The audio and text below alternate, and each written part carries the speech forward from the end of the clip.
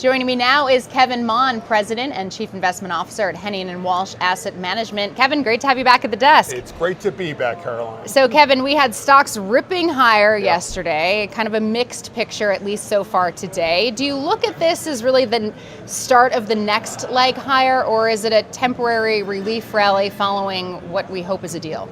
Perhaps the latter. As a deal has been reached, we believe, the Strait will be opened, we believe, oil prices have come down and the markets have rallied. However, if the first two tenets of that statement start to unwind over the upcoming days, we could see oil prices going back up and the markets pulling back again. I don't believe that to be the case, but if in fact we really do have a deal that's been reached, even if it's a moratorium for 60 days and we start seeing tankers pass through the Strait of Hormuz again, well, that should give some inflationary relief, which is a very welcome sign for investors across the globe.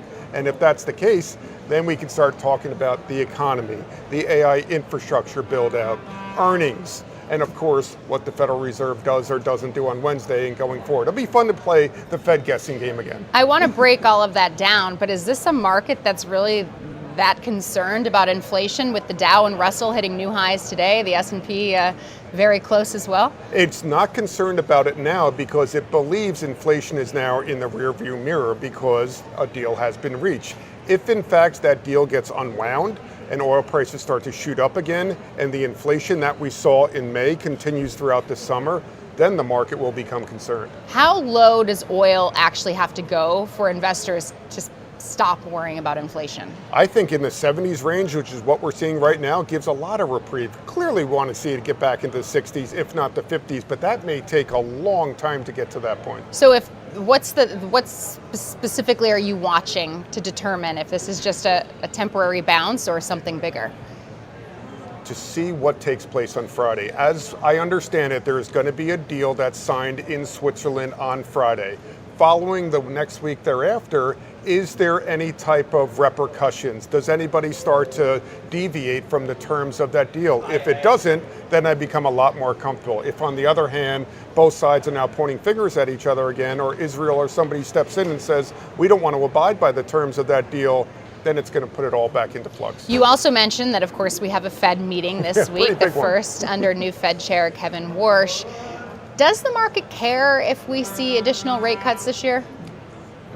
Good question. I wouldn't expect to see any rate cuts this year. I also wouldn't expect to see any rate hikes this year. In fact, I think the Fed does nothing with respect to interest rates. But what Kevin Warsh has stated that he wants to do when he joins the Fed and becomes the chair with his first meeting ending tomorrow is redesign exactly how the Fed operates, change the manner in which they communicate with the public. How transparent are they going to be going forward? He wants to shrink the size of their balance sheet, change the narrative in terms of how inflation is calculated. But he's never said that he wants to cut interest rates or even raise interest rates. So time will tell how dovish exactly Kevin Warsh is, but I wouldn't expect too much from the Fed this year as of now, Caroline. It seems like investors are really focused on this potential deal with Iran, or I guess we don't have a lot of details, but there is this deal with Iran, the cooling oil prices, a lot of momentum behind some of the tech stocks. What's the biggest risk, though, that you think investors aren't pricing in at these levels? I think what they have to appreciate is that the AI revolution is still at its very early stages. And for those investors who continue to poke at the AI bubble, almost seemingly hoping that it bursts, I think they run the risk of missing out on some significant growth opportunities. And their time would be better spent not focusing on who's spending all the money, but rather who's receiving all the money. And that brings you to the AI infrastructure build out, whether it's the data center construction companies, the electrical connectivity companies, the memory providers, the cooling solutions, or the power solution. It feels to me like that's where the better home is for growth opportunities today. Although down the road, if AI is as transformative as everyone says it's going to be, all those hyperscalers spending all this money are going to see an ROI on all that spending at some point down the road. So you came with a list of 7 stocks that aren't the Mag 7, although 2 are. Yep. So give us those 7 beneficiaries of the early innings of the AI trade. Yes, I call it the AI Revolution 7, or the 7 stocks across the AI ecosystem that I think represent a better way to play the AI revolution or investing in technology than the old, outdated Mag 7. I'm not suggesting you sell any of the Mag 7 names, Caroline, but this is just a different way to complement that and provide a smoother path forward. So the two names that overlap, NVIDIA, shocker there, right? The hub of the AI ecosystem. They're not going anywhere. In fact, they continue to spread out their tentacles. The other name that overlaps, Alphabet. I think Alphabet's a great software play. Everything they're doing with YouTube, with Gemini for search capabilities, and autonomous driving checks the box for me in terms of Alphabet. Now here's where we deviate with the other 5 names. First one is Taiwan Semiconductor, the largest dedicated chip foundry in the world, with a 70% market share, who boasts as their largest client, NVIDIA. NVIDIA doesn't make their own chips, Taiwan Semiconductor does. But to me, the AI revolution starts and stops without power and without memory. When I think of memory, who has a near-term monopoly on memory? Micron, especially with their high bandwidth memory chips that they're providing to companies like NVIDIA once again. It's funny how it always goes back to NVIDIA, right? All roads lead back to NVIDIA. Exactly. And then beyond that, what do you do with these chips? You need to plug them into server farms. Those server farms reside in data centers. So I chose Digital Realty. In fact, all these names that I'm going through in the Air 7 come from 2 of our trust strategies at Smart Trust. But Digital Realty owns and operates 300 data centers in 31 countries across the globe. But we spoke about this the last time I was on. Data centers run really hot. They consume a lot of energy and they run really hot. So that brings in a cooling solution provider like Vertiv. Now Vertiv has a lot of other competition in this space too, whether it's Modine manufacturing, comfort systems, Trane Technologies, but Vertiv is the one I picked for the Air 7. And then after that, power. I chose a utility company, American Electric Power. There's a lot of utility companies I could have chose, but American Electric Power supplies electricity to 5 million customers in 11 different states, including the state of Virginia, which as we all know has become the data center capital of the world. So that's my Air 7. Air 7 stands for AI Revolution 7. Interestingly enough, Alphabet is your software play, but no typical software names on there. Why Correct. not?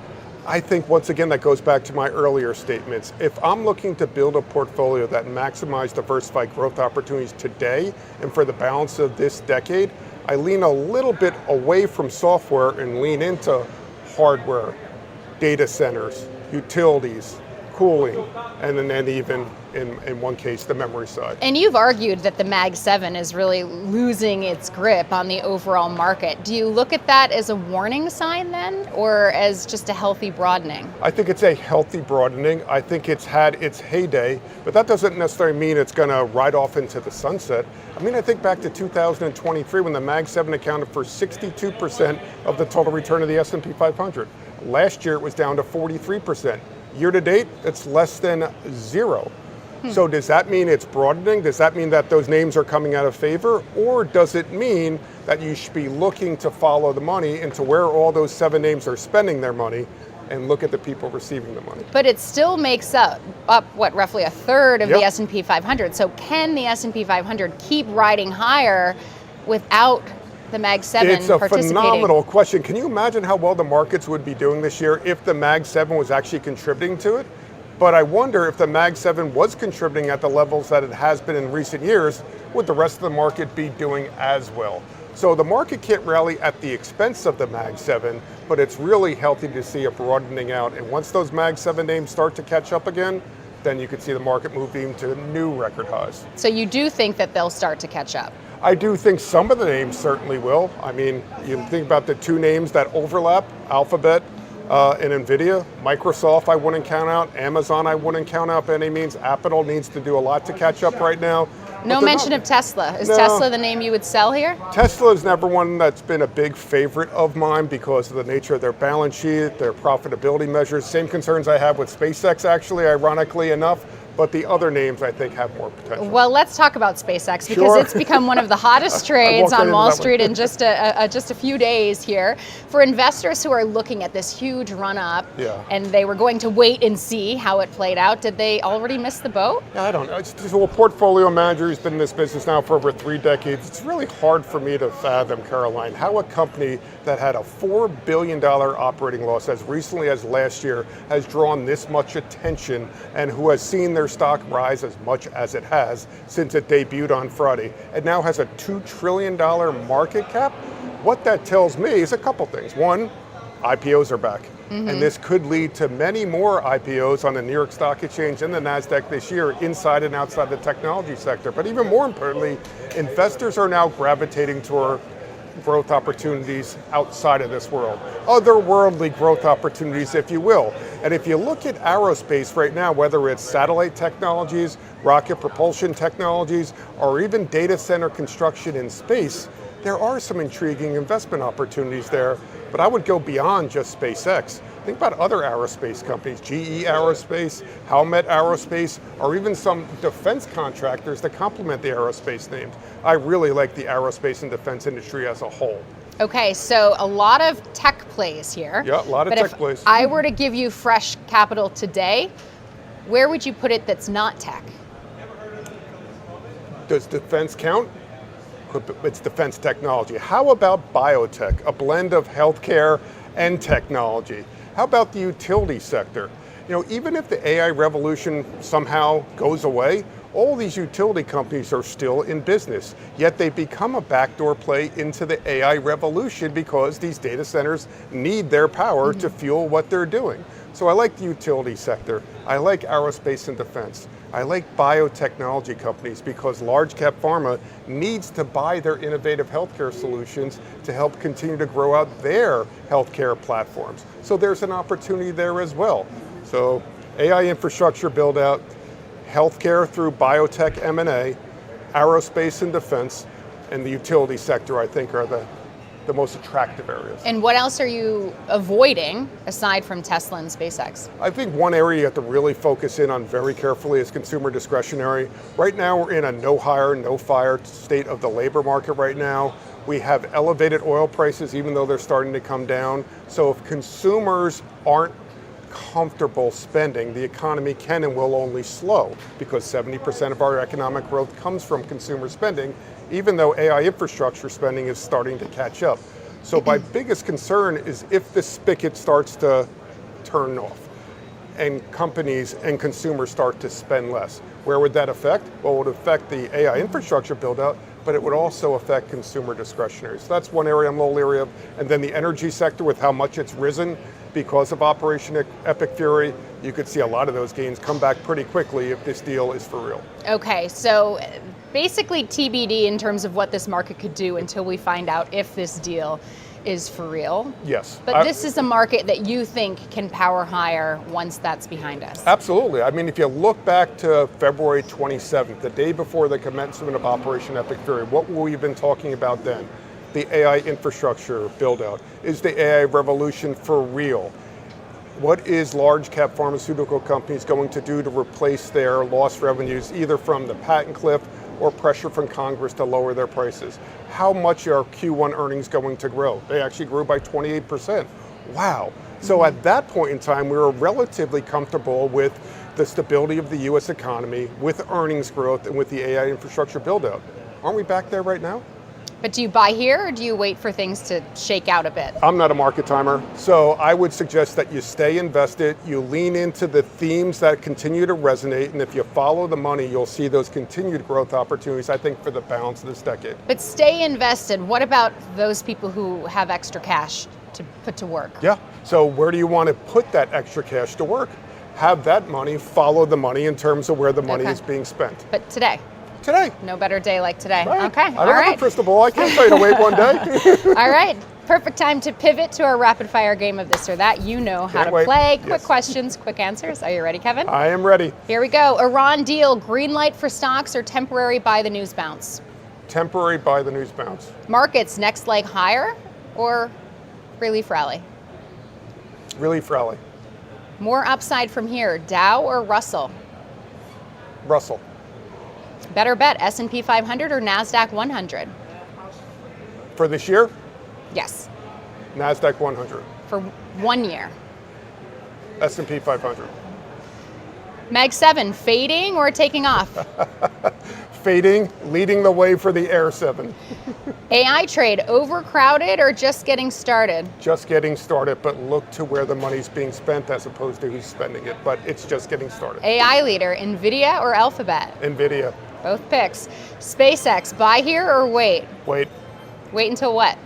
Wait until I feel more comfortable that they're profitable, that their revenues are growing, and that they have a real business plan to get business. Wait until they get into the S&P 500, Wait. maybe. SpaceX valuation, excessive or justified? Excessive, given what they've done in their operating loss just of last year of billions of dollars. I think the valuation is excessive, but time will tell. I wouldn't bet against Elon Musk either. Fed this week, hawkish hold or dovish surprise? I think neither. I think they're not going to do anything, and they're just going to come out and discuss everything that they're looking to do to revamp the Federal Reserve as a whole. But I think there's more of a bias to dovish coming out of this meeting than there will be hawkish because of the news coming out of Iran. Inflation, cooling or sticky? Temporarily cooling. I hope to see it pick up pace in terms of cooling. Markets by year end, higher or lower? Higher. How much higher? I mean, there's a lot of people out there forecasting 8,000 by the end of the year. That would be about 6 to 7% higher. I don't think that's totally unrealistic. If you can only buy one stock for the rest of this year, which is it? Whew. Micron Technology. About Even memory. up 278% year to date? Yep, because they're turning away business and they're only trading at less than 6 times forward earnings despite the rapid ascent of their stock price. Kevin Mahn, thanks so much for playing My along. pleasure. Always appreciate your picks and your insights. Thank you, Caroline. That's Kevin Mahn. He is President and Chief Investment Officer at Hennion and Walsh Asset Management. If you enjoyed this Street Talk, check out our full interview with Daniel Newman. He also is in the AI, is in the early innings camp and gives his top picks.